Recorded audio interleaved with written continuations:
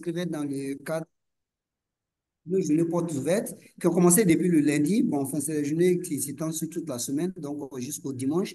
Et puis, bon, les gens peuvent venir, en tout cas physiquement aussi, en fait, nous voir, poser des questions et puis même faire les demandes d'admission aussi sur place ici aussi, dans le site, en fait, là, dans nos locaux ici, en Hongrie, ici, après le chute de Hongrie. Et puis aussi, il y a ces webinaires-là qui sont offerts depuis le lundi. En fait, on a commencé avec celui sur la finance quantitative. Hier, on avait celui sur la statistique et puis le data science. Et puis aujourd'hui, on a celui sur l'actuariat avec Samuel Gouari que je vais introduire tout à l'heure. Et puis demain, on a un autre aussi sur en fait l'économie quantitative.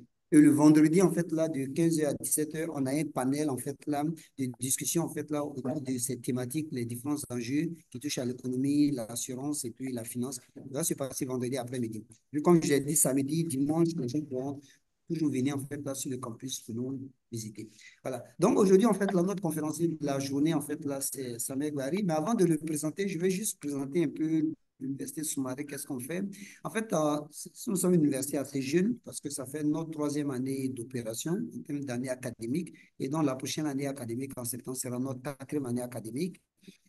Principalement, l'objectif pour nous, c'est de pouvoir former des gens, en fait, là, qui sont spécialisés dans les domaines de l'économie quantitative, de la finance quantitative, de l'actuariat et de la statistique et du data science. Donc, vraiment, on veut former ces profils quantitatifs-là qui vont être capables de contribuer au développement de nos différentes économies, puis l'économie de la Côte d'Ivoire et même aussi, si on voit un peu plus large aussi, aux économies, en fait, là, de la sous-région et pourquoi pas africaine. C'est vraiment l'objectif qu'on a et puis de donner le même type de formation que ceux qui ne peuvent pas nécessairement aller à l'extérieur, hors du continent, mais qui puissent avoir le même type de formation en étant habitants ici. C'est vraiment ce qu'on essaie de faire, en fait, depuis ces 3 années qu'on existe ici. Et donc, on sait que les jeunes viennent d'avoir leur bac. Voilà, les jeunes viennent de terminer leur bac, donc ils sont à la recherche de d'écoles pour s'orienter et même aussi des spécialisations, dans quelle spécialisation s'orienter. Et souvent, ce n'est pas toujours évident, surtout quand on sort de la terminale, qu'on a son bac, mais souvent, on n'a pas trop d'informations sur le monde professionnel, on ne sait pas exactement quoi choisir comme spécialisation. Et ces webinaires-là ont pour objectif de vraiment aider et de guider les jeunes en fait dans ces choix-là. Et donc, notre thématique qu'on propose, Université sous-marine. c'est d'aider en fait là les jeunes dans le choix de leur, en tout cas de leur spécialisation éventuellement et puis bon, dans leur choix en fait là de programmes aussi dans lesquels ils peuvent s'orienter. Voilà. Et nous, on a 4 spécialisations ici, comme je l'ai dit, en économie quantitative, la licence et le master. On a la finance quantitative en licence et puis au master aussi. On a la statistique et puis le data science en licence là-dedans et puis le master aussi. Et puis enfin, on a l'actuariat aussi, la licence et puis le master aussi. Et c'est sur ces 4 thématiques aussi, là, ces 4 spécialisations qu'on organise des webinaires aussi pour que les gens qui exercent là-dedans voilà, viennent expliquer ce qu'ils font dans leur quotidien avec ces spécialités, qu'est-ce que en fait là, le marché demande et puis quelles sont les opportunités que ça donne aussi sur le marché. Et donc, aujourd'hui, on a Samuel Barry que je vais maintenant introduire. Donc, Samuel, en fait, est un professionnel avec une dizaine d'années d'expérience dans le domaine de l'assurance.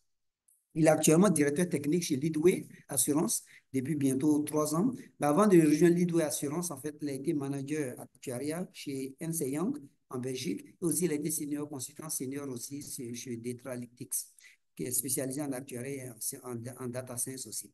Sinon, en termes de diplôme, il est docteur en sciences actuarielles, qui est diplômé de l'Université catholique de Louvain, en Belgique. Et il est aussi ingénieur statisticien économiste, en fait, de l'NCA, que bon, on ne cesse de présenter, que vous connaissez très bien. Et il est aussi, en fait, enseignant en Côte d'Ivoire, dans un certain nombre d'institutions, entre autres, en fait, l'NCA d'Abidjan, et l'Institut universitaire d'Abidjan, l'IFAGE aussi, au Sénégal aussi. Donc, vous aurez compris, en fait, là, que, bon, Samuel, aussi bien par sa formation que son implication aussi dans l'enseignement, et aussi même son expérience professionnelle, que c'est vraiment un expert très aguerri dans tout ce qui est vraiment actuariat, domaine de l'assurance. Et c'est lui vraiment qu'on a aujourd'hui pour pouvoir vraiment nous parler en fait là des métiers dans le domaine de l'actuariat et puis et de l'assurance et puis les opportunités aussi que ça offre aussi. Voilà, donc Samuel, en fait, là, en tout cas, je pense que quand je vais te donner la parole, s'il y a des éléments qui m'ont échappé par rapport à, en tout cas, à la présentation, tu pourras toujours les ajouter. Merci beaucoup, hein, vraiment, Samuel, d'avoir accepté. Et puis, malgré le temps qui est très, très restreint. C'est très, très apprécié, en fait, là, de venir échanger avec les jeunes, avec nos jeunes ici. En tout cas, nous, c'est très, très apprécié.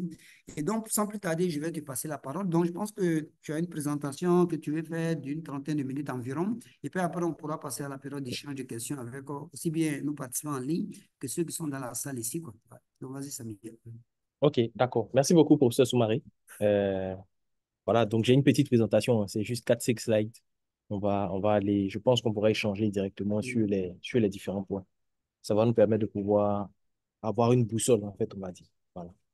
Donc, comme le professeur l'a dit, hein, je vais peut-être commencer par me présenter. Comme ça va être peut-être beaucoup plus simple. Je vais vous donner un aperçu, disons, de mon parcours académique et puis de mon parcours professionnel. Ensuite, on va parler, disons, de l'assurance en général. Donc, je vais vous permettre de pouvoir voir un peu l'écosystème qu'il y a au niveau de l'assurance. Donc, je vous dis quels sont les différents acteurs. Et vous parlant en fait de l'écosystème, ça vous permet de voir en même temps les différentes opportunités d'emploi ou des opportunités, disons, de carrière. Voilà, automatiquement. Et puis, ce qu'on va faire aussi par la suite, c'est qu'on va parler plus en détail de l'organisation même au sein d'une société d'assurance, quels sont les différents départements et tout.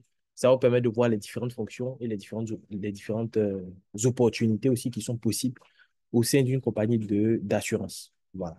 Donc, et puis, on va terminer par l'actuariat de façon spécifique. On va voir, par exemple, quel est le contenu, par exemple, de la fonction d'un actuaire.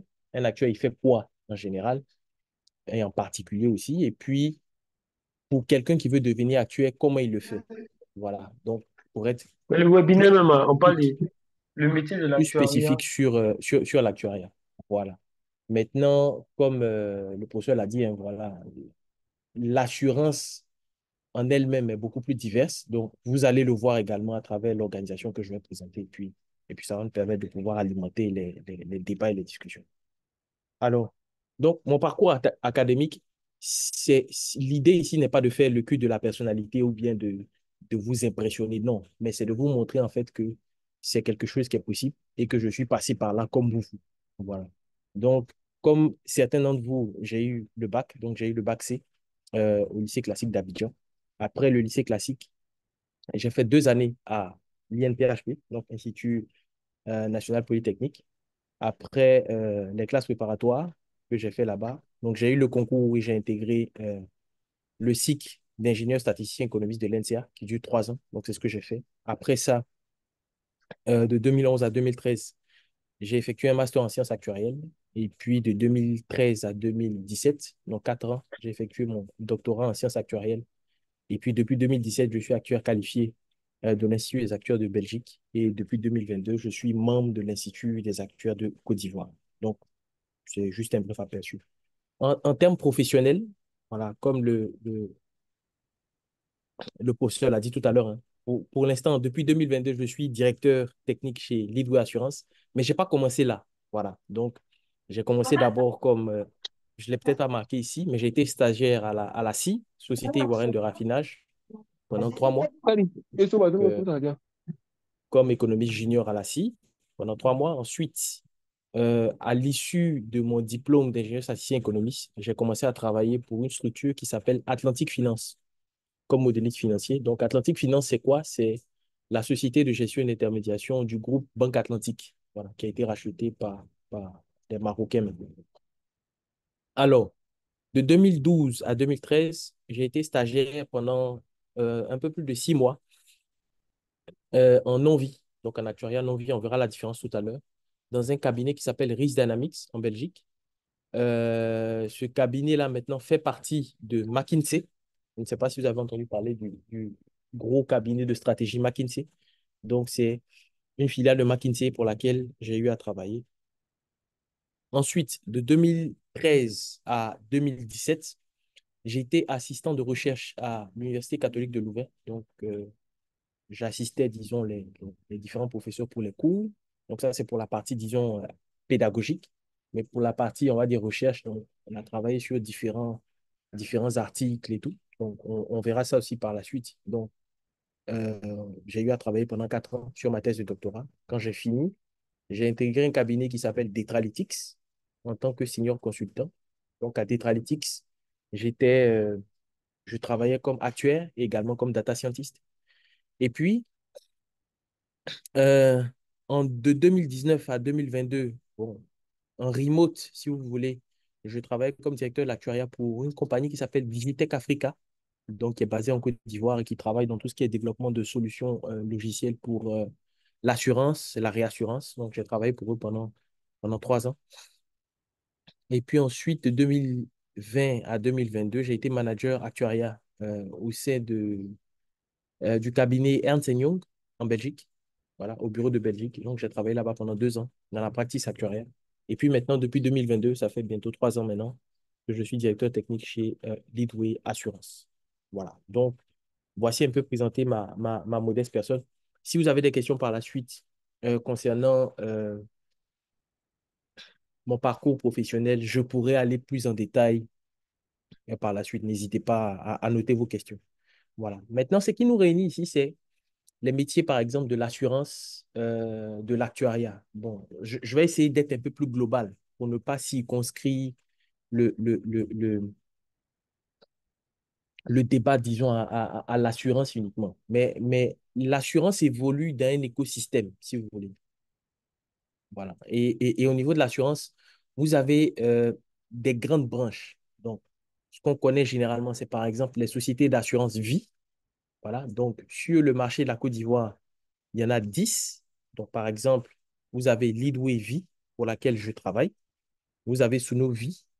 Vous avez Entia. Vous avez AXA. Vous avez Sanlam Alliance, qui a fusionné maintenant.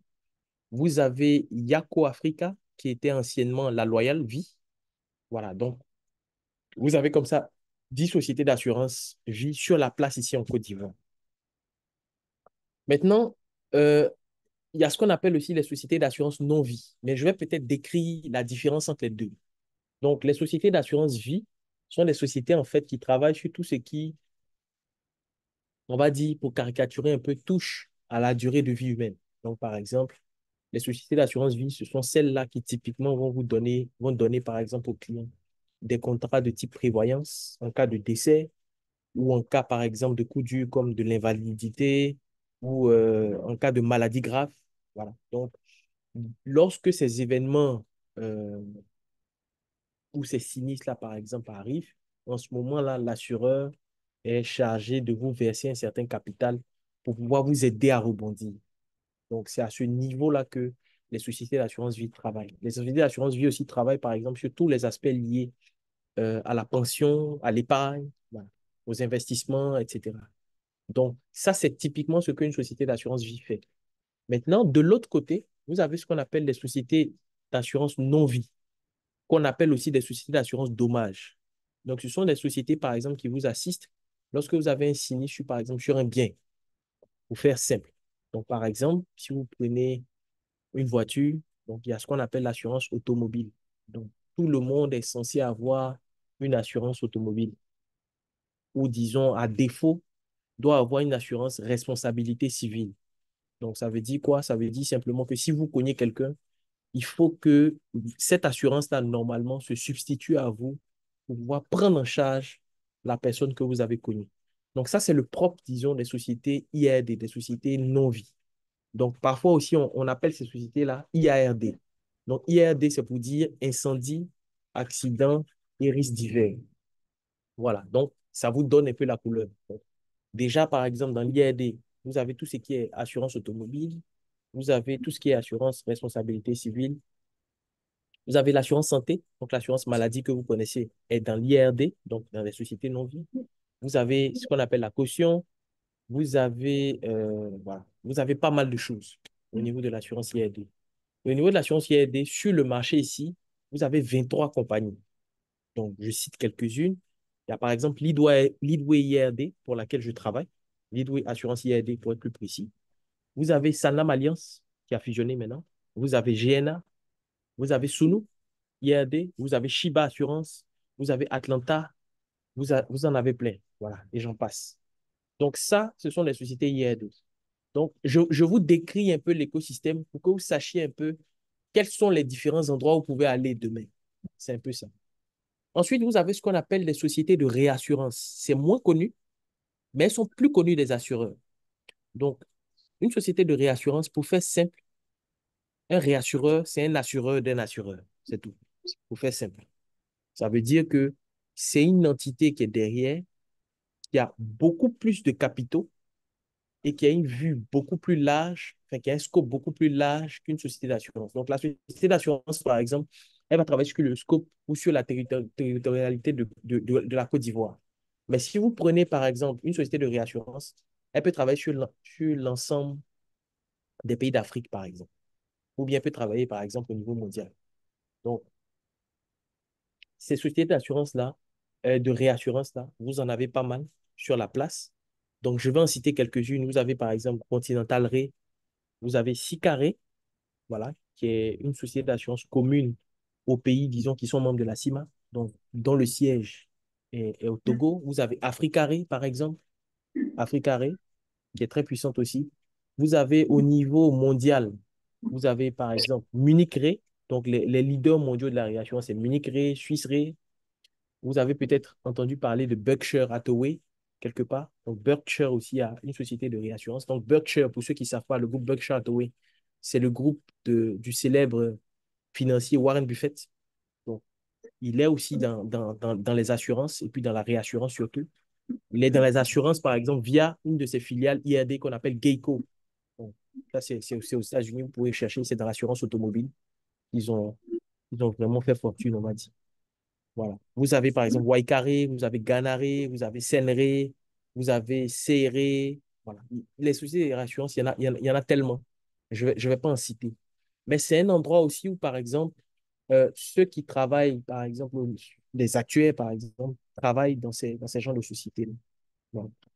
Vous avez aussi, par exemple, les fonds de pension qui sont un peu moins plébiscités, mais qui sont aussi, qui font partie, en fait, on va dire, de cet environnement. Donc, comme fonds de pension, vous avez la CNPS.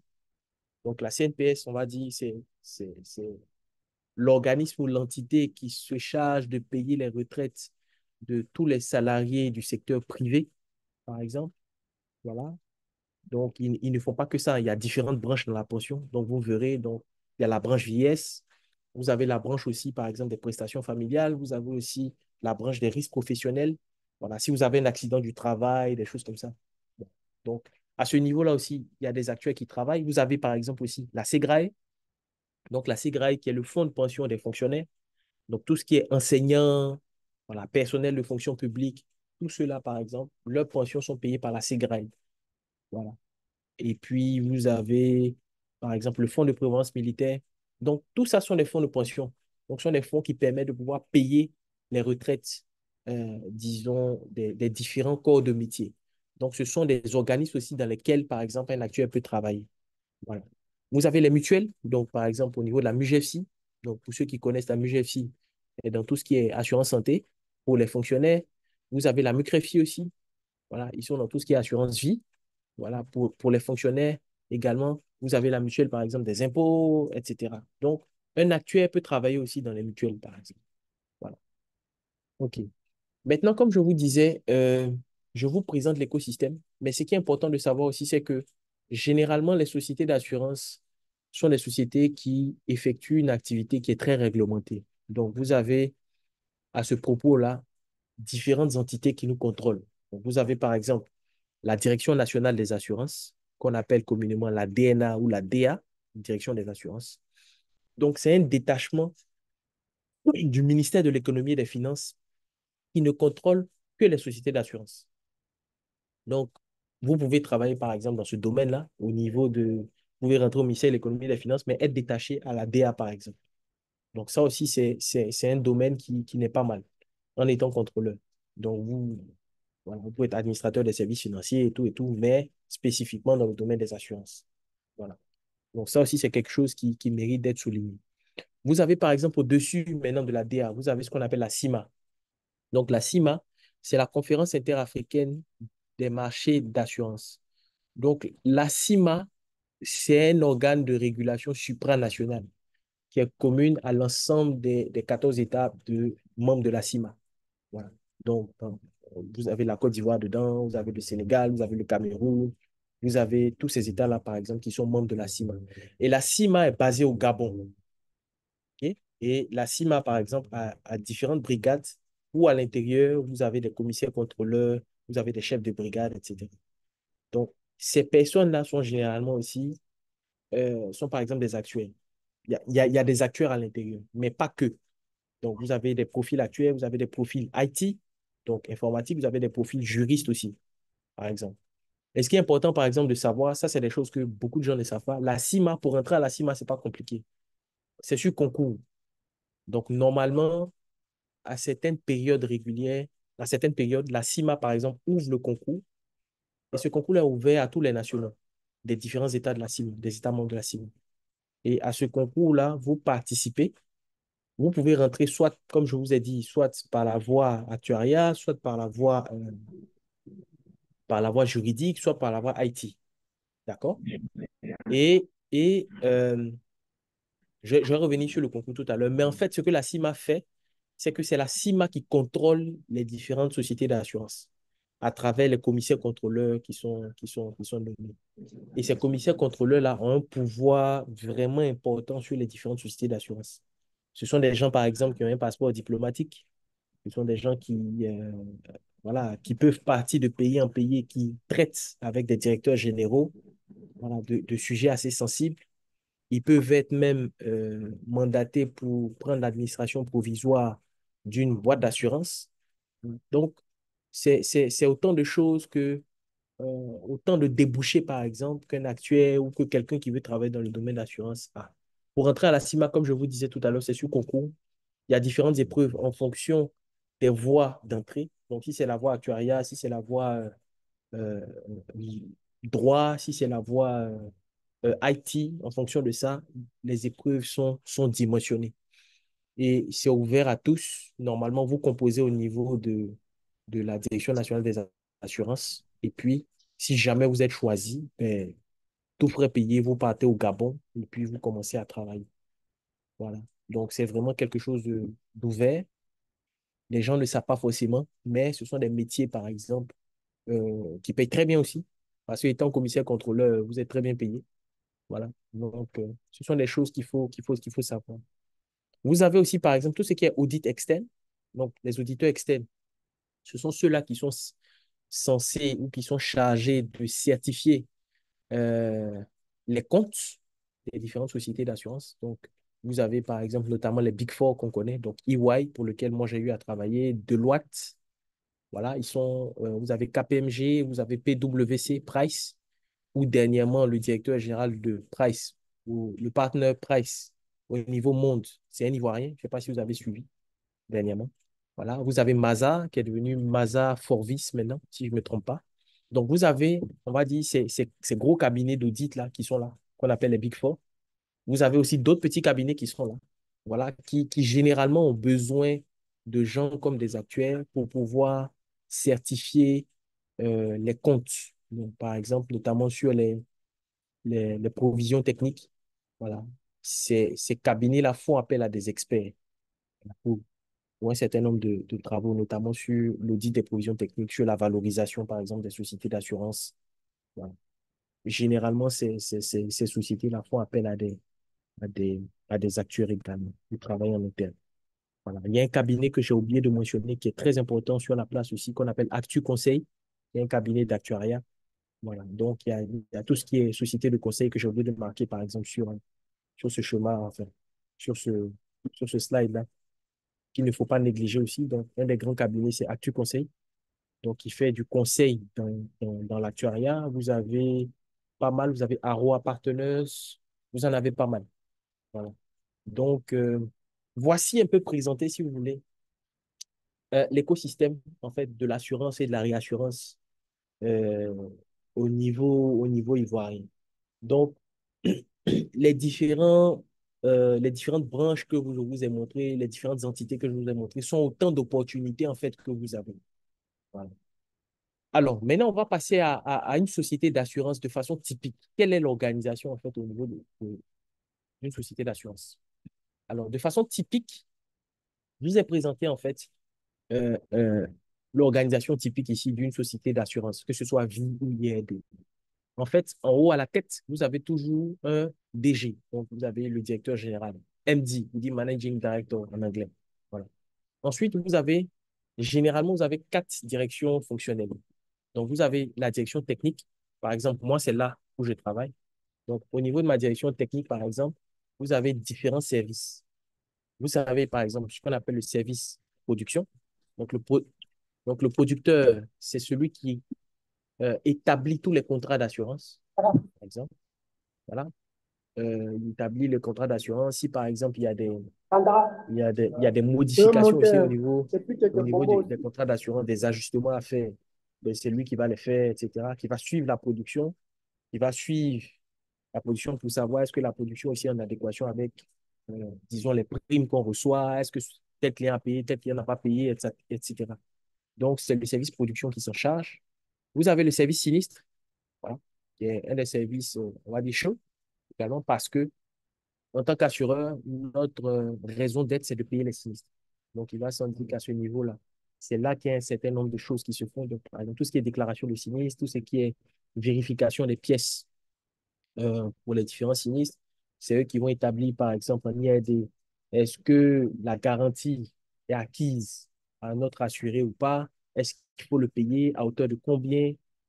C'est eux qui vont, par exemple, discuter avec les experts qu'on commet sur les différents sinistres pour pouvoir avoir une estimation, par exemple, des devis. S'il y a il y a des réparations à faire, c'est eux qui vont, par exemple, prendre contact avec les garages, notamment, par exemple, sur l'auto, pour, euh, pour, euh, pour avoir des devis, etc., etc., etc. Donc, c'est eux qui s'occupent des règlements des sinistres. Voilà. Donc, ce sont autant de choses que le service sinistre fait. Donc, à ce niveau-là, il y a différentes fonctions. Vous pouvez avoir un rédacteur sinistre, vous pouvez avoir un chef de service sinistre, responsable d'indemnisation. Voilà. Donc, c'est des choses qui se font là-bas.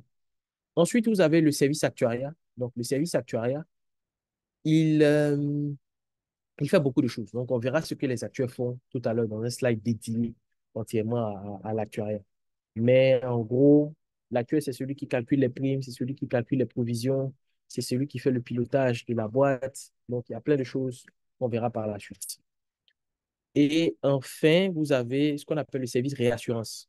Donc, ça veut dire que c'est celui-là qui est chargé de voir est-ce que la société d'assurance est suffisamment bien baquée en termes de réassurance pour pouvoir faire face à ses engagements.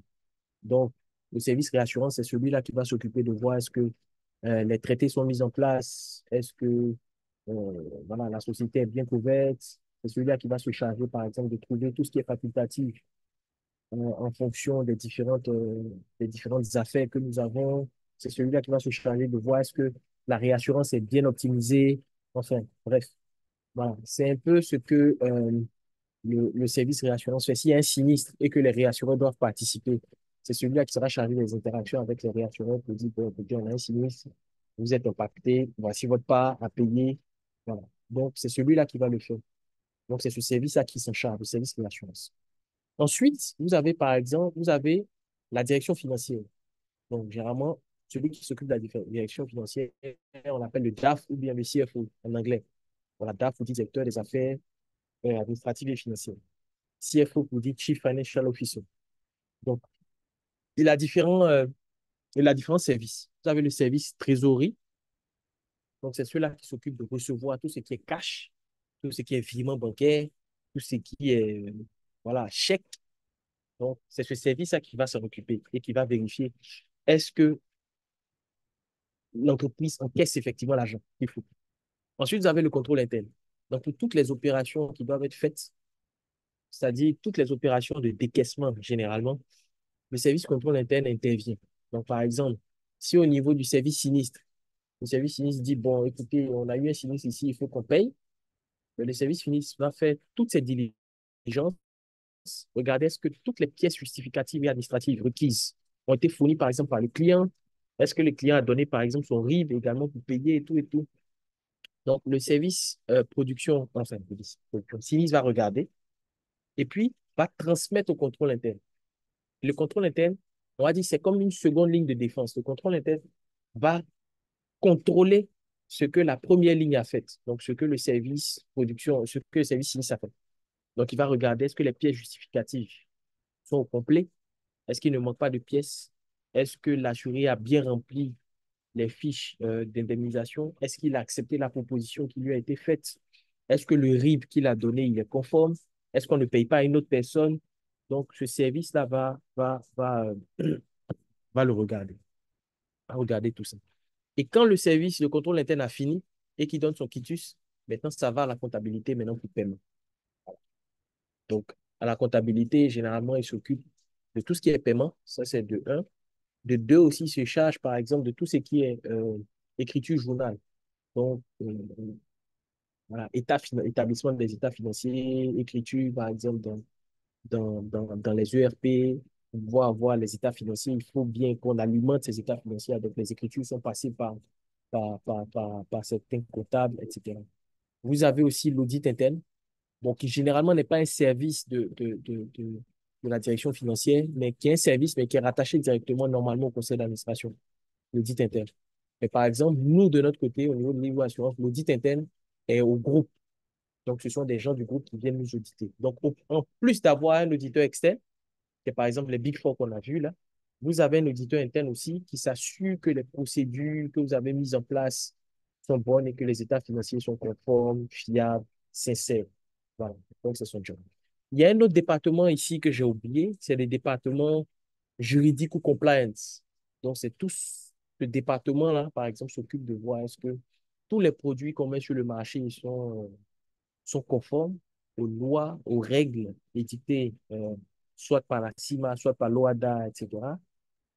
C'est celui-là qui va s'occuper de voir est-ce que, enfin, même à l'établissement même de la compagnie, la, la, la, la, la personnalité juridique de la compagnie qui doit être mise en place et tout, ben, c'est le responsable juridique et compliance qui va s'en occuper. Les relations, par exemple, de la compagnie avec, on va dire, tout ce qui est avec ses avocats, parce que, bon, les assureurs vont très souvent en procès. Si on ne s'entend pas, par exemple, avec un client, on peut aller en procès, ça peut arriver.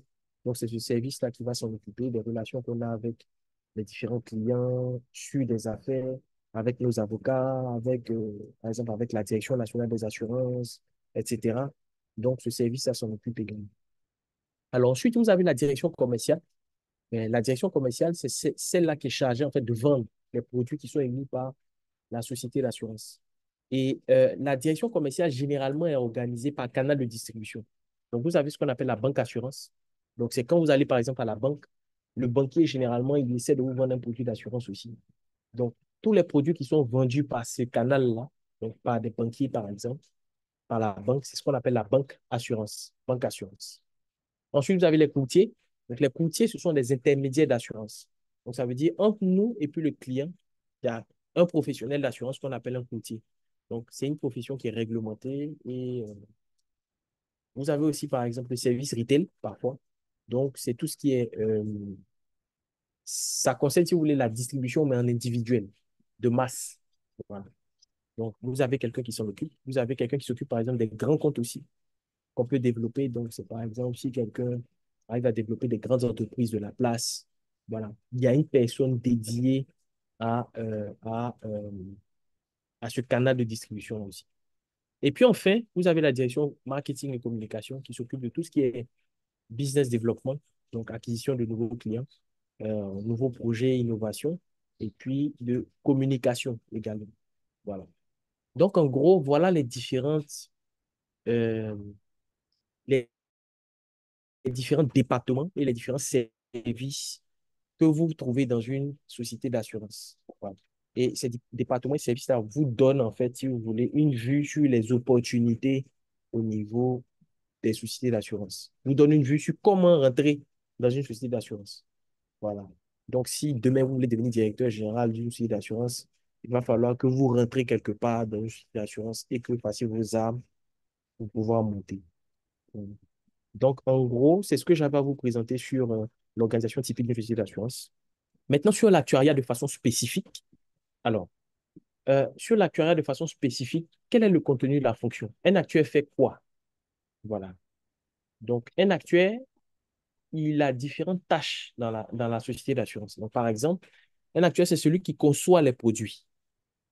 Donc, vous avez des actuaires qu'on appelle des actuaires produits, ce sont des actuaires qui conçoivent des produits. Donc, le produit n'est pas conçu comme ça, le produit il est conçu parce qu'il répond à un certain besoin.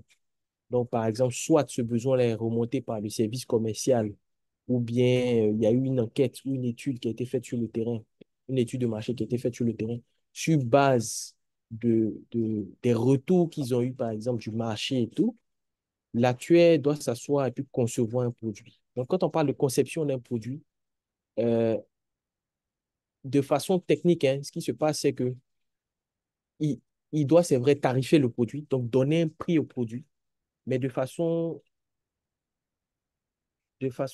technique, ce qui se passe, c'est qu'il doit rédiger un certain nombre de choses. Donc, par exemple, il va rédiger une fiche d'information. Donc, ça, c'est ce qui est requis par le code CIMA. Mais il va rédiger une fiche d'information, une fiche qui détaille comment est le produit, comment le produit fonctionne. Il va rédiger ce qu'on appelle une note technique. Donc, la note technique, c'est quoi? C'est un document qui précise les règles de tarification. Donc, ça veut dire comment on fait pour donner un prix au produit, quelles sont les règles qu'on applique, les règles de provisionnement. Donc, le provisionnement, c'est quoi? C'est quel est l'argent que l'assureur doit mettre de côté pour pouvoir faire face à un risque précis. Donc, il doit édicter tout ça là-dedans. Donc, vous avez cette fiche-là. Vous avez une autre fiche, donc la fiche d'adhésion, donc, ou le bulletin individuel d'adhésion, donc le BIA. Le bulletin un client, par exemple, va remplir pour dire qu'il est d'accord, qu'il veut souscrire au produit. Donc, sur ce bulletin, il y a un certain nombre d'informations dont l'acteur a besoin pour pouvoir donner un prix, faire une cotation. Voilà. Donc, on doit pouvoir le rédiger aussi. Et l'ensemble de ces documents-là, bon, il y a bien sûr les conditions générales, hein. Voilà, il y a les conditions générales, il y a les conditions particulières. L'ensemble de ces documents-là est visé d'abord par, on va dire, le responsable compliance, donc conformité. Il va regarder si c'est bon. Maintenant, on envoie ces documents-là au niveau de la Direction nationale des assurances pour visa. Donc, la Direction nationale des assurances va regarder s'il y a des ajustements à faire par rapport au produit. Ben, les ajustements sont faits. La Direction nationale des assurances peut nous dire aussi que le produit, vous ne pouvez pas le vendre, il n'est pas admis, ou bien il est non conforme. Voilà. Donc, c'est eux qui vont nous donner le quitus. Donc, ils vont nous donner un visa pour pouvoir vendre ce produit-là. Donc, ils vont donner cette autorisation-là qui nous permet de pouvoir vendre ce produit-là. Donc, voilà un peu comment la conception de produit fonctionne. On a parlé de tarification, de provisionnement. On parle de surveillance de portefeuille. Voilà. Donc, la surveillance de portefeuille, c'est de regarder ou d'étudier, si vous voulez, la sinistralité de façon générale, de voir est-ce que le produit il est rentable ou pas. Donc, ça, c'est une tâche qui est dévolue à l'actuaire. L'actuaire aussi peut, par exemple, regarder tout ce qui est ALM, donc gestion actif passif. Donc, le passif, en général, dans une société d'assurance, c'est simplement les provisions, si vous voulez. Mais ces provisions-là ont des maturités différentes. Si vous prenez, par exemple, une société d'assurance vie, il y a des maturités différentes. Vous avez, par exemple, des contrats qui sont sur 1 an, vous avez des contrats qui sont sur 10 ans, etc. Donc, l'idée à travers l'ALM, c'est de voir est-ce que les actifs que la compagnie possède sont en lien ou arrivent à matcher les durations, si vous voulez, les durées, très simple, les durées que vous avez au niveau du passif. Voilà. Donc, ça, c'est des choses que, par exemple, l'actuaire fait au niveau de la gestion active-passif. Ensuite, vous avez la réassurance. Je vous ai parlé tout à l'heure de la réassurance. Donc, le réassureur, c'est l'assureur d'un assureur. Donc, l'idée ici, c'est de voir est-ce que vous pouvez, enfin, est-ce que la réassurance est suffisamment bien calibrée? Est-ce que l'assureur est optimisé? Est-ce que l'assureur ne cède pas plus de primes qu'il n'en faut? Est-ce que, voilà. Donc, c'est ça aussi que l'actuaire, par exemple, fait. Il y a tout ce qui est budget. Donc, quand, par exemple, l'entreprise doit concevoir son budget, mais il y a une partie qu'on appelle budget technique, voilà, qui est conçu en fonction des ambitions que la compagnie, par exemple, a sur l'année qui suit. Mais l'actuaire aussi va essayer, par exemple, d'anticiper ou de projeter la sinistralité, va essayer de projeter aussi les ventes, bien sûr, en adéquation avec la direction commerciale.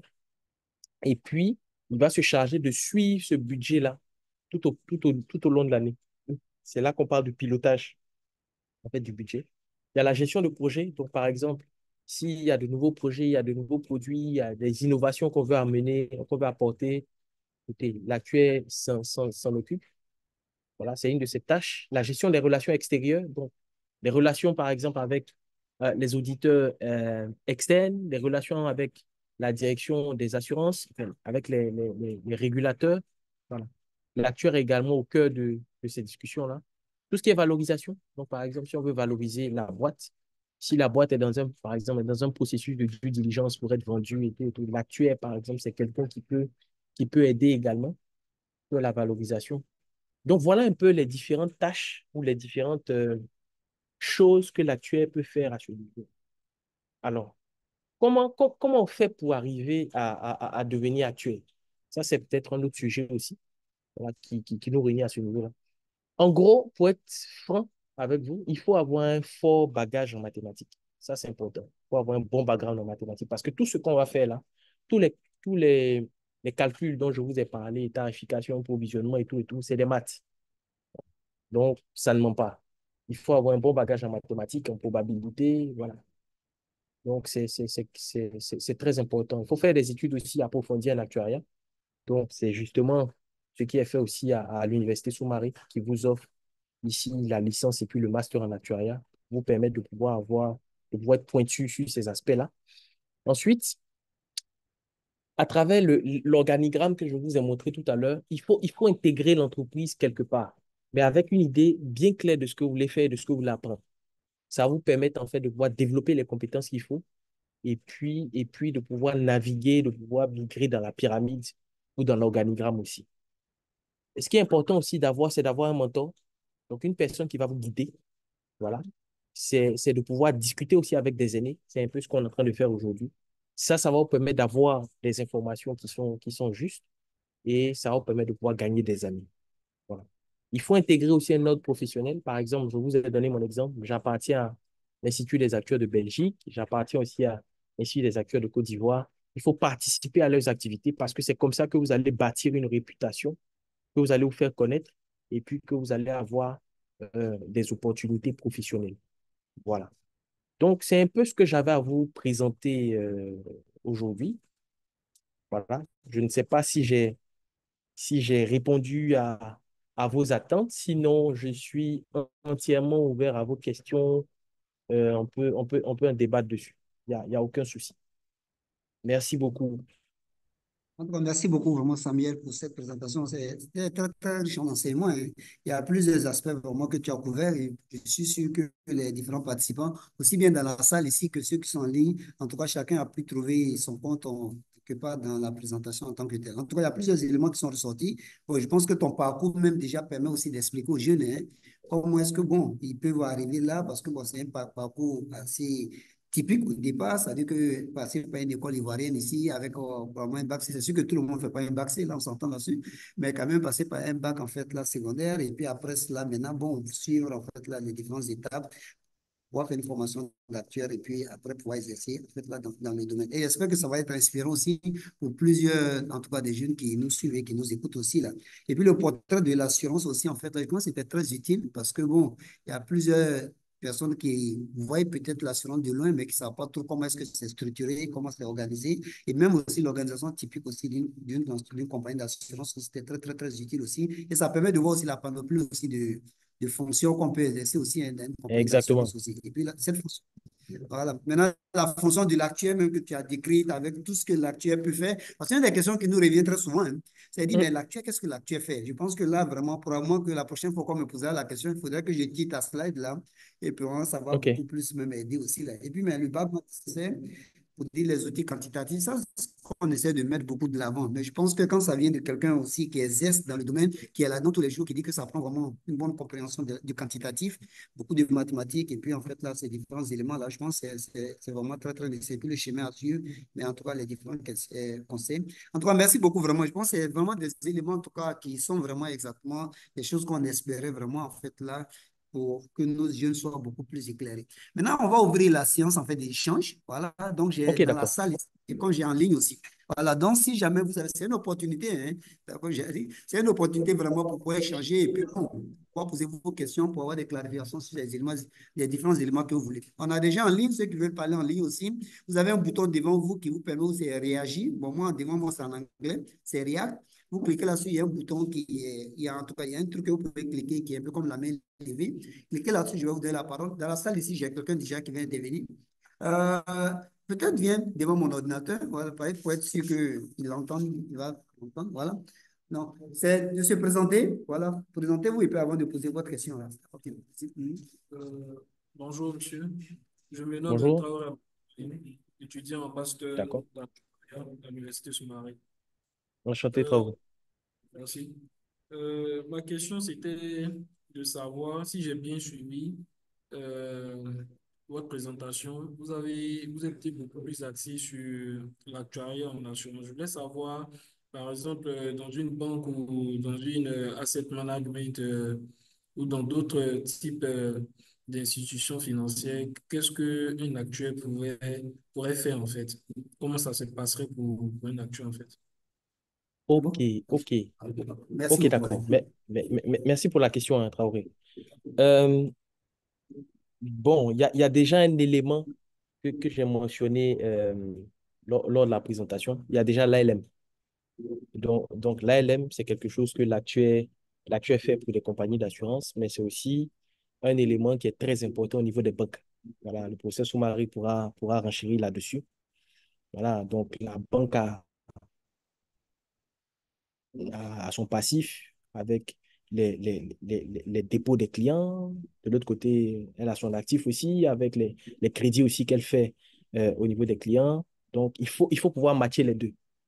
Donc, pourquoi la banque peut nous faire crédit? C'est parce qu'elle prend les dépôts et c'est grâce aux dépôts des gens qu'elle peut vous faire crédit. Mais il faut pouvoir aligner les durations, par exemple, de ces deux entités-là. Donc, entre les dépôts et puis, par exemple, les crédits aussi. Donc, ça, c'est par exemple quelque chose que les actuaires font. Il y a par exemple aussi un aspect, je ne suis pas très expert là-dedans, mais je sais que c'est un aspect où il y a pas mal d'actuaires qui travaillent, c'est tout ce qui est normes. Donc, par exemple, sur la norme IFRS 9, sur les instruments financiers, je sais qu'il y a pas mal de technicité aussi à ce niveau-là. Donc, les actuaires aussi y travaillent.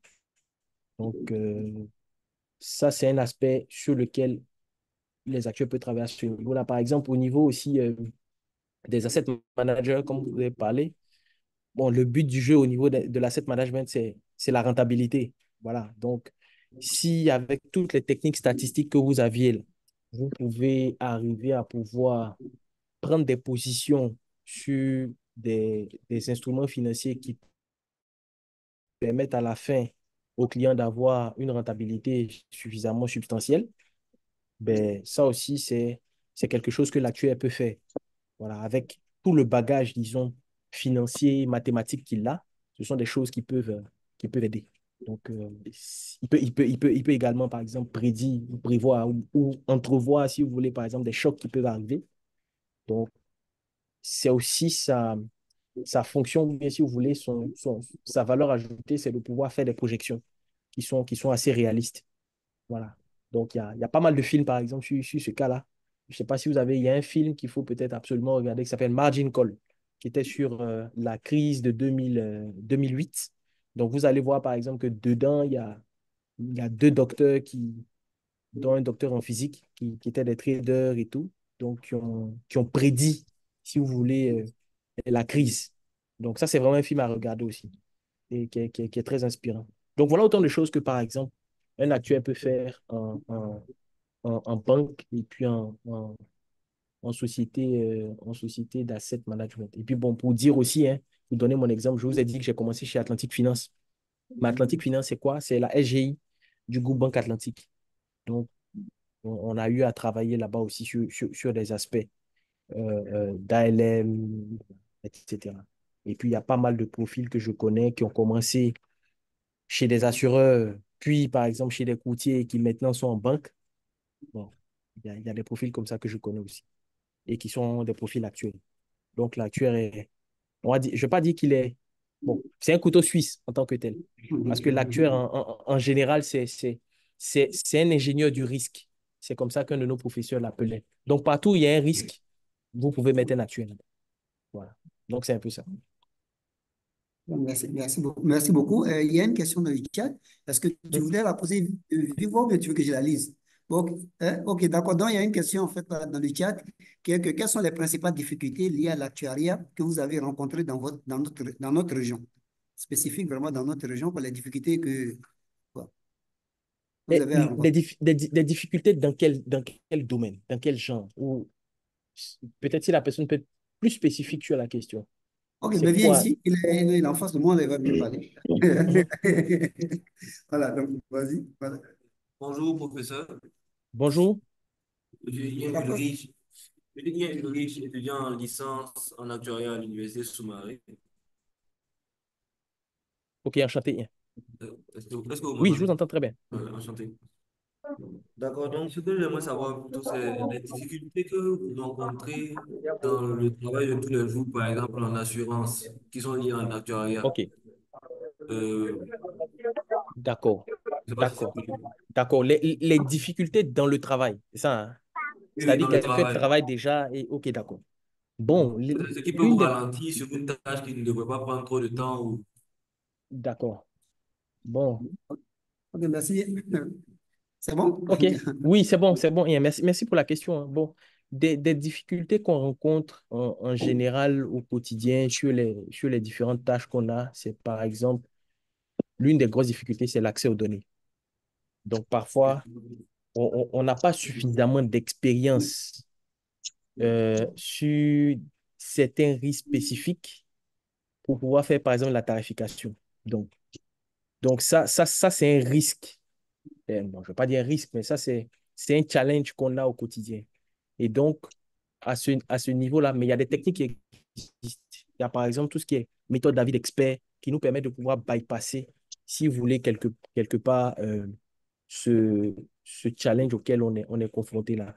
Mais ça, c'est une réelle problématique parce que il est important pour les sociétés d'assurance de pouvoir disposer de données, on va dire, suffisamment volumineuse.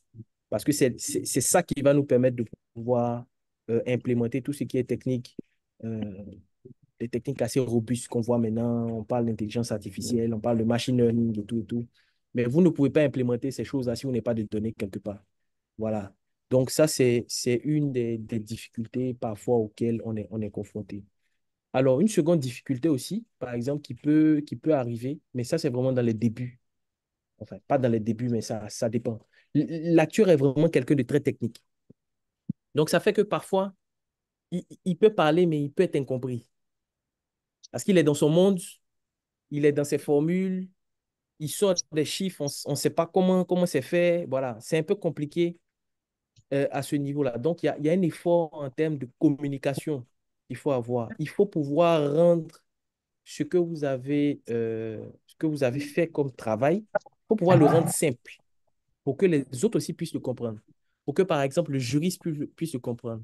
Pour que la directrice commerciale puisse comprendre ce que vous avez fait. Voilà. Donc, ça, c'est par exemple une difficulté. Je ne vais pas dire une difficulté, mais un challenge. Voilà. Un challenge sur lequel il faut vraiment s'exercer. C'est avec vraiment l'expérience qu'on apprend à pouvoir simplifier les choses. C'est bien de faire des choses hyper compliquées, mais il faut pouvoir le rendre et il faut pouvoir l'expliquer. Il faut que ce soit intuitif. Donc ça c'est un autre défi. Voilà. Et puis, quoi d'autre? En gros, c'est les deux gros challenges qu'on a à ce niveau-là. Maintenant, bon, il y a parfois aussi, bon, ça c'est plus lié à la fonction, mais il faut pouvoir gérer aussi les clients. C'est pas facile. Un client, par exemple, à qui vous refusez une indemnisation, il faut que vous ayez les arguments solides pour lui expliquer que, ah, monsieur, vraiment, on a bien reçu, par exemple, votre demande d'indemnisation et tout, mais dans les circonstances dans lesquelles vous avez eu, par exemple, ce sinistre-là, ben, écoutez, vous n'êtes pas couvert. Par exemple, voilà, on voit pas mal de cas de fraude aussi, où le gars, par exemple, il souscrit son assurance à 18 heures, enfin, à 18 heures, et puis il a eu un sinistre à 17 heures. Ouais, il y a des choses comme ça qu'on voit. Donc, il faut être quelqu'un de vigilant aussi. Voilà. Donc, on va dire que ce sont les challenges auxquels on est confronté. Et en termes de difficulté, c'est plus ça. C'est compliqué aussi de pouvoir anticiper le futur, mais c'est notre rôle. On est là pour faire des projections. Et avec le temps, c'est des choses qui s'affinent. On commence à sentir aussi un peu le marché. Voilà. Donc, et la dernière chose que je pense qui est importante aussi, il faut, il faut venir avec beaucoup d'humilité aussi. Voilà. Parce que très souvent, quand on pense que, enfin, quand on a vu de grosses formules, on pense qu'on est tout puissant et qu'on peut tout. Voilà. Il faut venir avec beaucoup d'humilité parce qu'on a à apprendre de tout le monde. On a à apprendre de tout le monde. Donc, il faut venir avec beaucoup d'humilité. Il faut venir avec de curiosité, beaucoup de curiosité pour comprendre, pour apprendre, parce qu'on ne sait pas tout. Voilà. Moi, chaque jour, je découvre. Chaque jour, j'apprends. Donc, que ce soit au niveau juridique, j'apprends, au niveau comptable, j'apprends, au niveau marketing, j'apprends, au niveau commercial, j'apprends énormément. Voilà. Donc, il faut avoir cette attitude d'humilité, là, cette attitude, disons, d'élève pour apprendre tous les jours des autres. Voilà. Donc, c'est un peu ce que je peux énoncer comme challenge et puis comme, voilà, comme disposition à avoir, plutôt. Voilà. D'accord, merci beaucoup, Samet. Samet, tu peux arrêter ton partage d'écran. Ça va nous permettre de peut-être mieux te voir Oh, soulever, de oh, savoir, ok, avoir d'accord. apprécié toute ta beauté aussi. D'accord. Non, j'ai juste arrêté le partage d'écran là. C'est ça. Voilà, c'est bon, parfait. Donc, ça, au moins, c'est bon. OK, mais en tout cas, j'ai des réactions dans le chat. Ce que je vais faire, je vais D'accord? demander aux personnes qui ont mis ces réactions si elles veulent en fait là, elles-mêmes le dire de vive voix. J'ai Rami Koulibaly. Est-ce que vous voulez vous-même le dire de vive voix ou bien vous voulez que je lise ce qui est dans le chat? C'est comme vous voulez, hein. Si vous voulez parler, juste activez votre micro et puis vous allez parler. Rami Koulibaly, est-ce qu'on m'entend? Ok, mais bon, donc si, en fait, peut-être que... Bon, je vais lire, hein, en fait, là. C'est quoi? L'intelligence artificielle joue-t-elle un rôle dans le domaine de l'actuariat? Si oui, quelle est sa place dans ce domaine et quel rôle joue-t-elle? Voilà, c'est vraiment le rôle de l'intelligence artificielle, hein. Voilà. Ok, d'accord. Sur l'intelligence artificielle, comme je disais tout à l'heure, la problématique avec ça, c'est qu'il faut avoir des données. Il faut avoir une profondeur et puis une volumétrie de données qui est assez importante. Parce que c'est sur ces données-là et sur ce volume-là que vous allez pouvoir entraîner vos modèles, par exemple. Voilà. Donc, à ce niveau-là, par exemple, l'intelligence artificielle a un rôle au niveau de l'assurance, au niveau de l'actuariat. L'un des premiers rôles, par exemple, qu'on voit, c'est au niveau de la tarification. Donc, la tarification, quand vous allez voir, par exemple, au niveau de l'Institut Soumaré, ben, il y a un certain nombre de modèles qu'on utilise pour donner un prix. Donc, il y a des modèles qui sont très simples. Donc, les modèles qui sont très simples, c'est par exemple tout ce qui est GLM. Ben, ça, en gros, c'est un peu de l'intelligence artificielle qu'on est en train de faire, mais c'est très, très basique. Voilà. Mais déjà, ça, il faut avoir des données et il faut pouvoir entraîner son modèle là-dessus. Et donc, ici, déjà, par l'utilisation, par exemple, de ce modèle-là, on voit que l'intelligence artificielle a un impact ou, disons, est utilisé, par exemple, au niveau de l'assurance.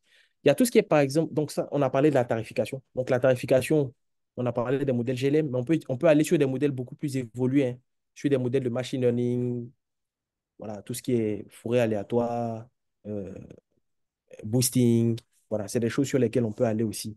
On peut aller sur des modèles beaucoup plus évolués, sur les algorithmes génétiques. Voilà, il y a plein de choses qu'on peut faire à ce niveau-là. Parce que ici, l'idée, c'est de pouvoir donner un prix. Mais on donne un prix sur base d'un historique sinistre, par exemple, qu'on a eu.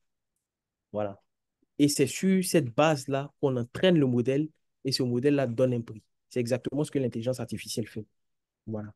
Donc, là, mais il faut pouvoir connaître les avantages et puis les inconvénients, par exemple, des différents outils que vous allez utiliser. Si vous prenez, par exemple, des modèles d'intelligence artificielle, des modèles évolués, par exemple, en machine learning, bon, ce qu'on leur reproche souvent, c'est, par exemple, d'être des outils black box, parce qu'on ne sait pas exactement ce qu'il y a dedans.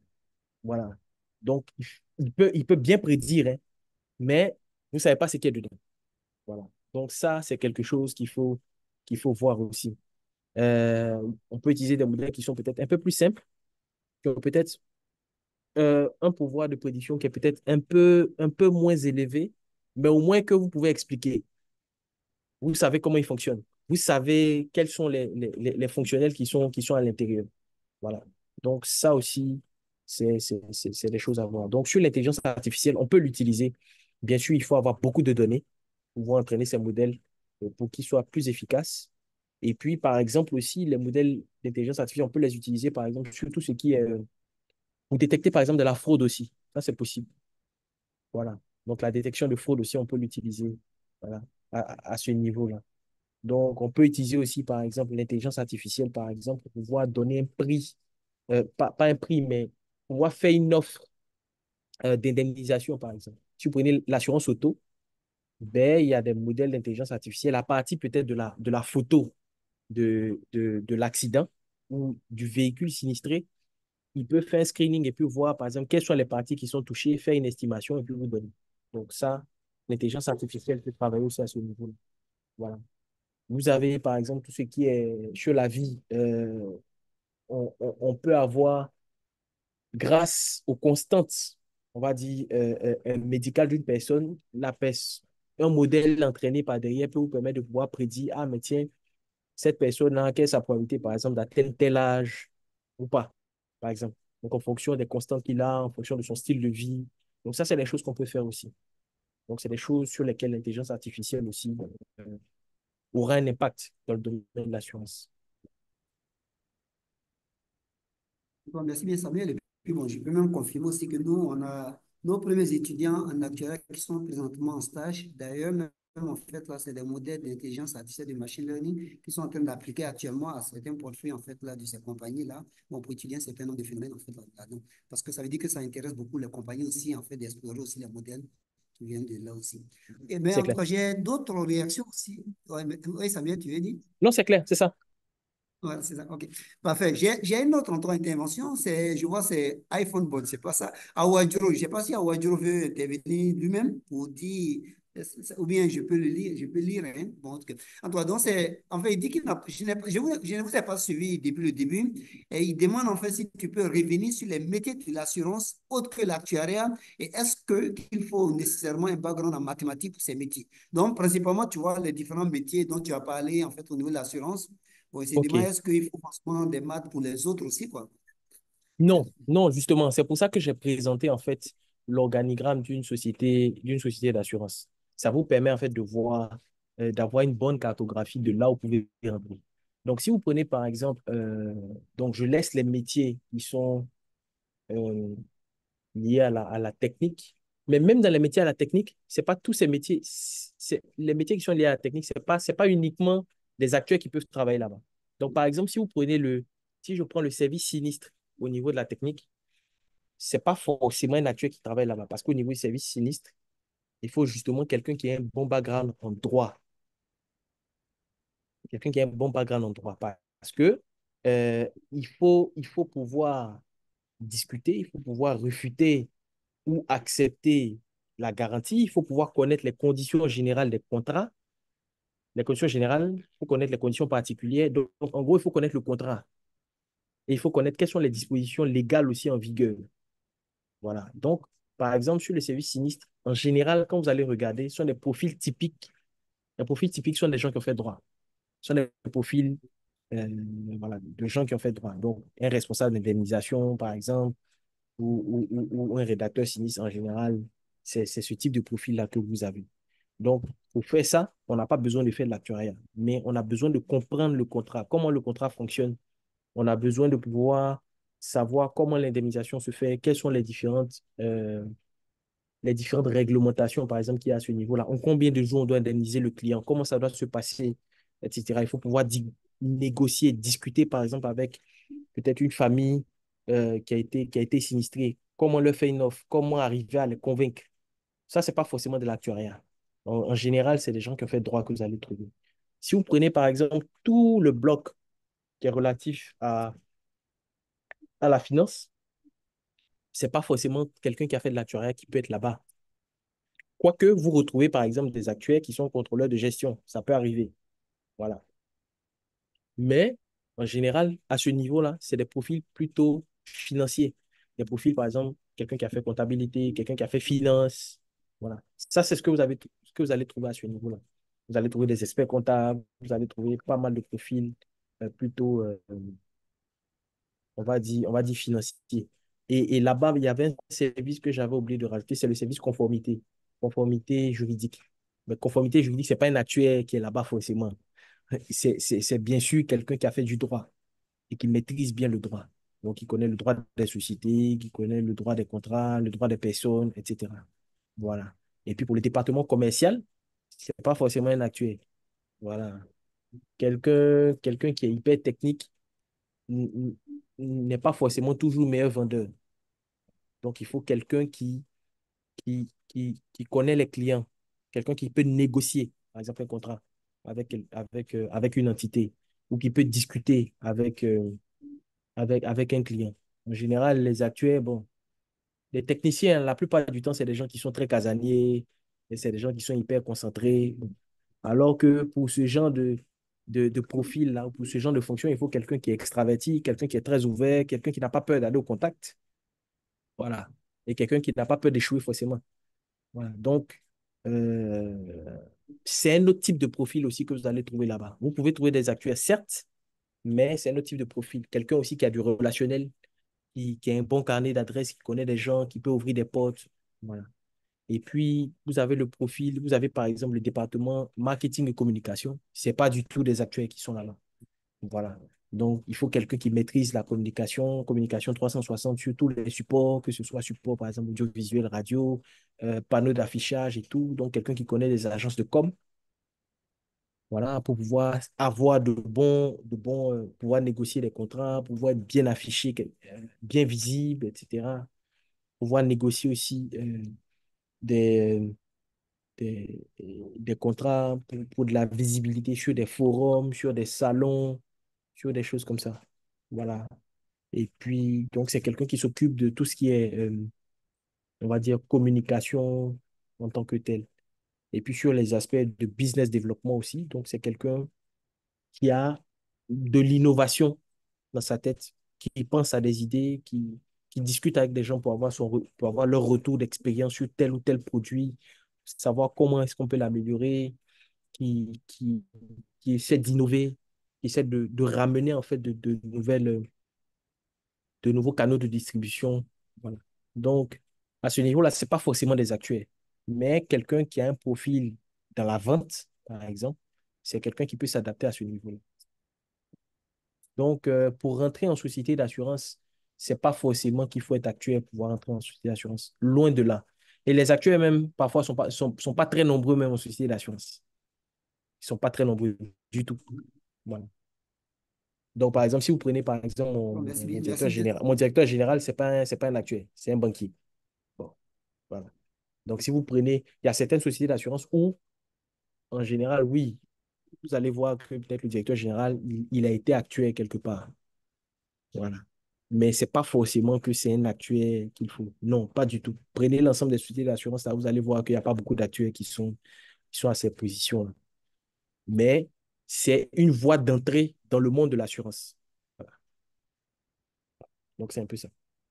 Bon, merci bien pour cette clarification, Samuel. En fait, c'est pas Rami Koulibaly. Est-ce que vous voulez parler, en fait, de vive voix ou bien, préférez, en tout cas, qui pose une question que je trouve fort intéressante. En fait. Mhm. Est-ce que vous voulez parler? Koulibaly, je peux lire aussi la question. Je peux lire, en fait, là. C'est comme vous voulez. OK. Mais donc, en tout cas, c'est dire que le métier d'actuaire est vraiment inspirant. En fait, là, je lis, en fait, exactement ce qui est écrit là. Quelles ont été vos motivations à vouloir exercer dans ce domaine? Donc, toi, pourquoi est-ce que tu es allé dans le domaine de l'actuariat? Et quel conseil donnez-vous à une personne voulant se lancer dans ce domaine? Voilà, donc, OK. D'accord. Moi, mes motivations, elles étaient, en fait, ça dépendait en fait de mon background. Donc, comme j'ai dit, j'ai fait ingénieur statisticien économiste. Donc, on voit pas mal de théories statistiques, mais il me fallait trouver en fait un domaine d'activité où j'allais pouvoir appliquer les méthodes statistiques, par exemple, que j'avais vues voilà, à l'école lors de, de mon cycle d'ingénieur statisticien économiste. Donc, c'est comme ça que je suis tombé sur l'actuariat. Et justement, on a la chance, on a eu la chance au niveau de l'NCA d'avoir une voie introductive où on nous donne quelques cours, disons, en IS3 On nous donnait quelques cours d'introduction à l'actuariat. Donc, c'est là que j'ai découvert l'actuariat via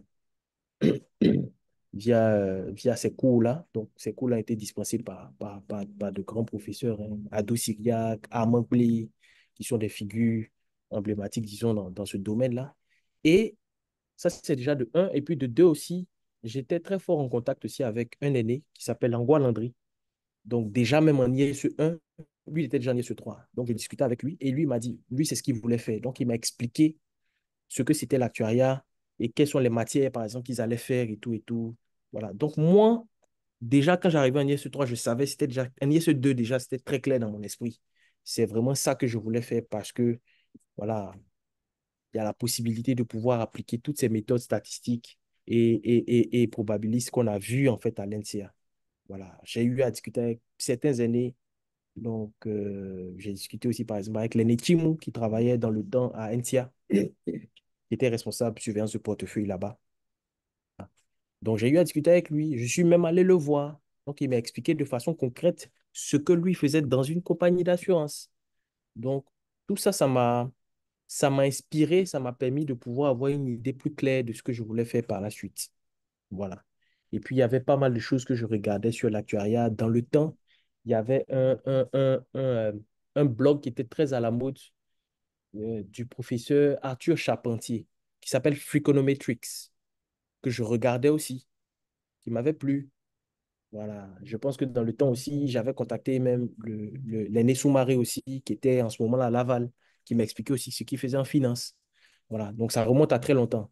Mais vous voyez, ces différentes interactions-là m'ont permis de pouvoir avoir une vue beaucoup plus claire de ce que je voulais faire. Voilà.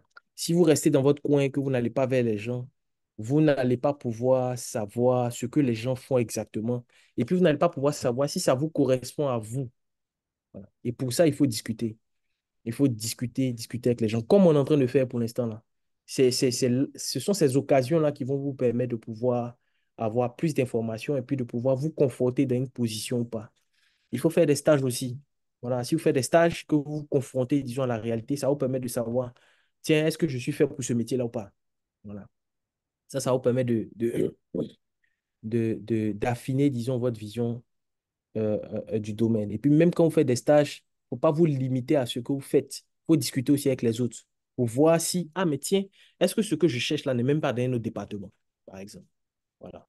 Et vu que vous êtes déjà dans la machine, c'est beaucoup plus simple pour vous de pouvoir migrer ou de pouvoir évoluer, en fait, à ce niveau-là. Voilà.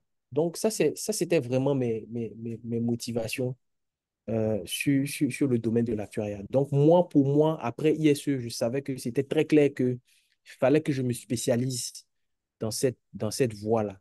Puisque ce qu'on avait fait en ISE, c'était uniquement quelques cours pour introduire un peu la matière. Mais déjà, j'étais conquis, j'étais séduit par cette profession-là. Voilà. Donc, ça, c'est un peu ce qui m'a motivé. Maintenant, les conseils, déjà, bon, dans ce que je viens de dire, il y a déjà quelques conseils qu'on peut piquer, hein. C'est qu'il faut être curieux. Donc, curieux, c'est discuter avec les gens, c'est aller les voir.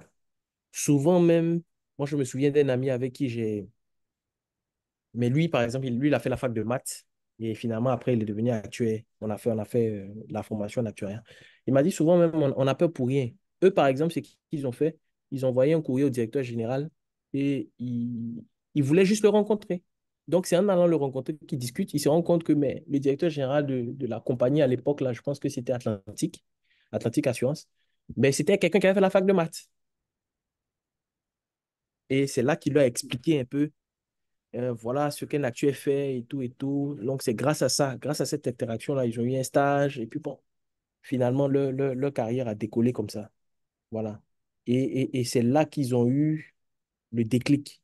En fait, on m'a dit. Donc, il faut être curieux. Il faut être curieux, il faut aller vers les gens. Ça, c'est déjà de un.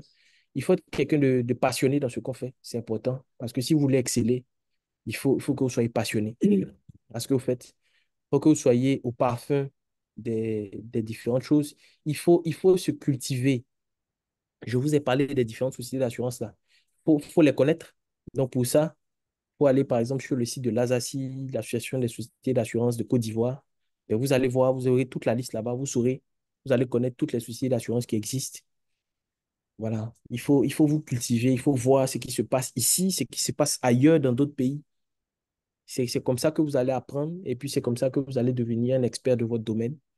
Voilà. Donc, il faut être curieux, il faut aller vers les autres, il faut travailler aussi, c'est important. Donc, si vous rentrez à l'Institut Soumaré, que vous soyez déjà à l'Institut Soumaré, il faut vous y consacrer pour apprendre, pour comprendre ce qu'on vous demande de faire, pour savoir comment on applique telle ou telle théorie, telle ou telle méthode, que vous soyez opérationnel. Voilà. Et puis, un aspect aussi qui est important, il faut connaître le marché. C'est important. Donc, il faut lire la documentation qui existe. Donc, je vous ai déjà parlé de l'ASACI, mais la CIMA aussi, il y a le code CIMA qui est là. Vous pouvez regarder, voir ce qu'il y a dedans. Si vous discutez aussi avec des aînés, c'est comme ça. La façon la plus simple d'apprendre, c'est vraiment de discuter. Si vous discutez avec les gens, vous allez piquer les informations essentielles rapidement. Voilà. Il faut beaucoup lire. Donc, tout ce qui est, il y a plein de magazines qui existent sur la place, hein. Donc, vous avez par exemple Financial Afrique, vous avez PME Magazine, vous avez un site phare, par exemple, pour l'assurance, c'est un magazine qui s'appelle Atlas, Atlas Magazine. Lui, il est typiquement orienté assurance. Donc, s'il y a des nominations, il y a des grands événements, des choses, il faut vous abonner. Moi, je suis abonné, par exemple, à ce truc-là. Ça ne coûte rien. Il suffit juste d'avoir un email. Vous mettez votre email là-bas et puis à chaque fois qu'il y a des nouvelles, il vous envoie. Au moins, vous apprenez, vous connaissez. Ça vous permet de pouvoir connaître votre secteur. Comme ça, si demain vous partez en entretien, ben, quand on vous pose une question, que vous ne soyez pas là les yeux hagards, sans savoir dire, sans savoir de quoi on parle. Voilà. Donc, faut vraiment on va dire, connaître son secteur. Ça, c'est important. Voilà. Et puis, il faut faire des stages. C'est super important. Il ne faut pas attendre d'être forcément en master 2 pour pouvoir faire un stage. Même en master, en licence 1, vous pouvez déjà commencer à faire un stage. Donc, imaginez que vous avez deux profils devant vous. Quelqu'un qui a fait des stages. Licence 1, il a fait un stage dans une société. Licence 2, il en a fait un. Même si c'est un mois. Même si vous avez passé votre temps à photocopier des papiers, c'est pas grave. Mais au moins, c'est quelque chose que vous pouvez mettre sur votre CV. Licence 1, il a fait. Licence 2, Master 1, Master 2. Mais à choisir entre ce candidat-là et puis celui qui a, par exemple, juste fait un stage pour son master, bon, je vais prendre celui qui a fait plus. Ça, c'est clair. Parce qu'on se dit a priori que il connaît plus le métier que l'autre. Bon, même si ce n'est pas forcément vérifié. Mais c'est le signal qu'il envoie en fait au marché. Voilà. Donc, ça, c'est des choses qu'il faut faire. Et puis regarder aussi ce qui se fait ailleurs, connaître un peu ce qui se fait dans d'autres contrées. Voilà.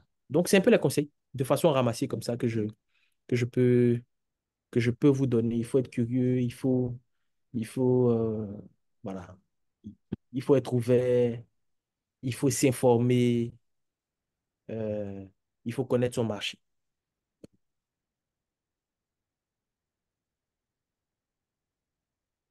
Merci beaucoup, Samuel. Alors, merci beaucoup, Samuel, en tout cas, pour ces éléments d'information sur la motivation et puis aussi, en fait, les éléments de conseils aussi qui sont très pertinents. On a encore le temps de prendre une ou deux questions, hein. Donc, je vous encourage, en tout cas, à venir poser vos questions avant qu'on termine. Oui, voilà. Levez la main. C'est ça, mais je te demanderai, il y a quelqu'un dans la salle qui veut poser une question, peut-être rapproche-toi, ce sera beaucoup plus simple aussi que de faire circuler un micro particulièrement avec toutes les interférences. Voilà. Je te présente et puis pose ta question. Vas-y. Vas-y. Bonsoir, monsieur. Oui, bonjour. Monsieur, je suis Kofi Kraba, étudiant en économie à l'Université Soumaré. Enchanté. Bon, monsieur, j'ai beaucoup aimé votre présentation parce que je ne me connaissais pas dans le secteur de l'assurance, c'est bien d'apprendre un peu. Néanmoins, j'avais une petite question concernant par exemple le secteur de l'assurance en Afrique. Lors d'une présentation en classe, vous avez dit que le taux de pénétration de l'assurance dans la zone CIMA était de 2 à 3%. Mhm. Du coup, étant donné que vous êtes un chercheur dans le domaine, vous êtes également un professionnel, j'aimerais savoir si vous devez nous éclairer, étant étudiant ici à l'Université Soumaré, pour pouvoir, je dis peut-être apporter plus au secteur de l'assurance, pour qu'il soit plus en vogue. Quels conseils donnerez-vous et quelles réalités pouvez-vous présenter sur le secteur de l'assurance en Afrique générale? Merci. Hmm. Ok, d'accord. Ça, c'est une grande question. D'accord. Merci beaucoup, monsieur, pour la question. Donc, sur le domaine de l'assurance, c'est vrai que le taux de pénétration n'est pas aussi élevé que dans des pays occidentaux. Voilà. Mais il y a un certain nombre de choses qu'il faut qu'on fasse, ou il y a un certain nombre de freins aussi qu'il faut qu'on lève, il y a un certain nombre de challenges qu'il faut qu'on relève pour que les choses puissent aller de l'avant. Donc, déjà, par exemple, ce que moi je peux vous dire, c'est que déjà, même vous, à votre simple niveau, vous pouvez faire beaucoup. C'est que vous pouvez déjà être intermédiaire d'assurance. Peut-être que certains ne le savent pas. Mais moi, par exemple, il y avait un étudiant que j'avais à l'IUA qui est devenu agent d'assurance, quoi. Donc, toutes les soucis, les assurances auto de ses frères, de ses cousins, de ses trucs, c'est lui qui le fait, lui-même. Donc, ça lui permet d'apprendre. Voilà, déjà. Donc, ça, c'est quelque chose que vous pouvez faire. Et par exemple, chez Leadway, c'est gratuit. On peut vous faire une formation pour vous montrer comment ça se fait, comment il faut lier un contrat. Déjà, ça, c'est quelque chose que vous pouvez apprendre. Ça, c'est déjà de un. Non seulement ça vous permet d'apprendre, mais deux aussi, ça vous permet de pouvoir contribuer à augmenter le taux de pénétration qui est déjà assez bas à votre niveau. Voilà. Ça, c'est déjà de un. De deux, ce qu'il faut faire, contrairement à certaines contrées, on va dire européennes, où le taux est beaucoup plus grand, là-bas, parfois, c'est beaucoup plus grand parce qu'il y a des contraintes réglementaires. Il y a des assurances qui sont obligatoires. Ici, par exemple, la seule, ou si tu veux, l'une des seules assurances, par exemple, qui est obligatoire, c'est l'assurance auto. Donc, c'est pour ça que si vous regardez bien, vous allez voir que l'assurance auto pèse pour 30%, par exemple, dans tout ce qui est marché d'assurance non-vie. Voilà. Mais si vous prenez, par exemple, en Europe, ou bien au Canada, ou dans d'autres contrées, M. Soumari pourra confirmer, vous avez d'autres branches qui sont obligatoires. Donc, par exemple, tout ce qui est assurance multirisque habitation, là-bas, c'est obligatoire, ici, ça ne l'est pas. Là-bas, chacun doit avoir son assurance multirisque habitation. Au cas où sa maison brûle et que ça doit aller brûler, par exemple, celle du voisin, mais le voisin va se retourner contre celui chez qui il y a eu le départ de feu pour dire, mais écoutez, c'est ta maison qui a brûlé la mienne, donc c'est toi qui dois réparer. Et pour ça, l'État a demandé ou a exigé que l'assurance multirisque habitation, que tu sois locataire ou que tu sois propriétaire, soit obligatoire. Voilà. Donc ça, ce sont des mesures fortes comme ça qui vont permettre de pouvoir aider aussi le secteur d'assurance, par exemple, à pouvoir augmenter le taux de pénétration. Dernièrement, on a assisté aussi à une vague d'écroulement, d'effondrement d'immeubles à Abidjan à cause de la vague de pluie et tout. Mais il y a par exemple l'assurance tout risque chantier qui, c'est vrai, est obligatoire, enfin, a été rendue obligatoire, mais qui, dans les faits, n'est pas forcément utilisée sur tous les chantiers. Voilà. Donc, il faut qu'on puisse donner ce caractère obligatoire-là, par exemple, à cette assurance-là, pour que ce genre de sinistre-là, par exemple, n'arrive pas. Ou même si ce genre de sinistre-là arrive, que la société d'assurance puisse, la société d'assurance qui a une capacité financière beaucoup plus grande, puisse prendre le relais. D'accord? Donc, à ce niveau-là, il y a un certain lobbying à faire au niveau des sociétés, enfin, pas des sociétés, mais au niveau, par exemple, de l'État, voilà, pour qu'un certain nombre d'assurances soient obligatoires. Ça va permettre de pouvoir booster aussi le secteur des assurances. Il y a aussi un challenge, par exemple, auquel on est confronté, c'est un challenge plus culturel. Donc, venir dire à quelqu'un, écoute, il est important de pouvoir, par exemple, penser à quand tu vas partir, à ton décès, qu'est-ce que tu laisses à ta famille? Le gars va te dire, ah, mais ah bon, donc tu veux me tuer. Non, ça n'a rien à voir. L'idée ici, c'est simplement de dire, OK, si tu t'en vas, est-ce que tu penses que, par exemple, ta famille que tu laisses pourra avoir le même niveau de bien-être que quand tu étais là, par exemple? Quand vous commencez à poser ce genre de questions-là, par exemple, à des personnes, ils commencent à voir l'assurance d'un autre œil.